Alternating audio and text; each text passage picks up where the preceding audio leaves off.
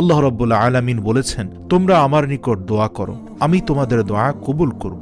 তোমরা আমার নিকট চাও, আমি তোমাদের চাওয়া পূরণ করব।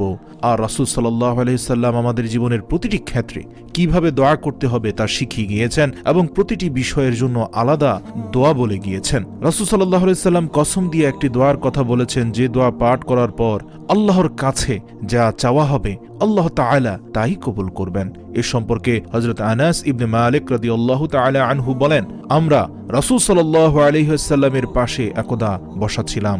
এরই পাশে এক ব্যক্তি দাঁড়িয়ে নামাজ পড়ছিল।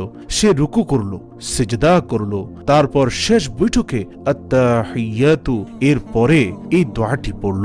দোয়াটি হচ্ছে, আল্লাহুম্মা ইন্নী আসআলুকা বিআন্না লাকাল হামদা লা ইলাহা ইল্লা আনতা المنان بديع السماوات والأرض يا ذا الجلال